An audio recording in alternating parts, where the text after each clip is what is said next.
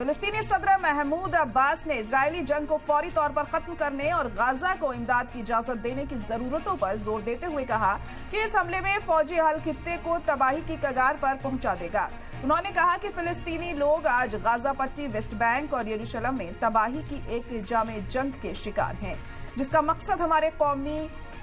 नस्बुलैन को खत्म करना और इसे इंसानी बहरान में तब्दील करना है। आज एक बार फिर साल 1948 में हुए नकबा को दोहराने की कोशिश की जा रही है। फिलिस्तीनी सदर ने जोर देकर कहा कि फिलिस्तीनी अपनी जमीन से बेघर होने को कबूल नहीं करेंगे, जहां इसकी कोई भी कीमत चुकानी पड़े। यरूशलेम और गाजा पट्टी समेत वेस्ट बैंक एक नाकाबिले तस्खीर जोग्राफियाई इकाई है। उन्होंने कहा कि फौजी और सिक्योरिटी हल किसी के लिए सलामती और अमन नहीं लाएगा, बल्कि ये खित्ते और दुनिया को तबाही की कगार पर धकेल देगा। उन्होंने कहा कि वाहिद हल ये है कि फिलिस्तीनी लोगों की आजादी और आजादी हक को तस्लीम किया जाए, आलमी कानूनी करारदादों पर मबनी सियासी हल की तरफ बढ़ा जाए और एक आलमी कॉन्फ्रेंस के इनेकाद से मशरिकी यरूशलेम पर मुश्तमल आजाद फिलिस्तीनी रियासत के कयाम की राह हमवार की जाए।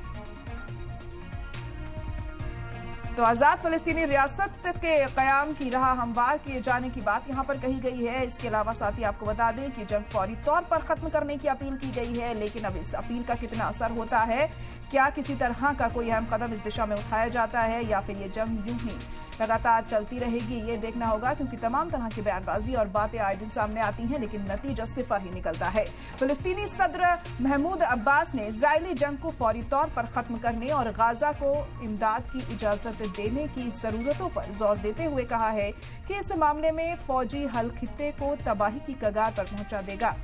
उन्होंने कहा कि फिलिस्तीनी लोग आज गाजा पट्टी, वेस्ट बैंक और यरूशलेम में तबाही के एक जामे जंग के शिकार हैं, जिसका मकसद हमारे कौमी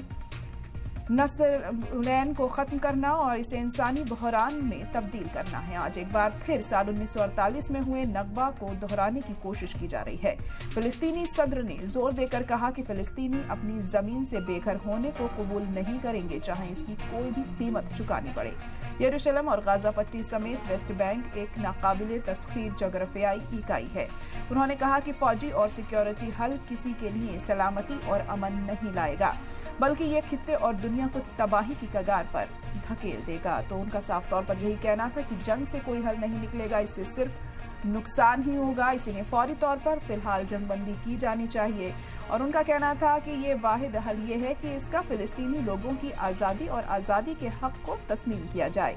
आलमी कानूनी करारदादों पर मबनी सियासी हल की तरफ बढ़ा जाए, एक आलमी कॉन्फ्रेंस के इनेकाद से मशरिकी यरूशलेम पर मुश्तमल आज़ाद फिलिस्तीनी रियासत के कयाम की राह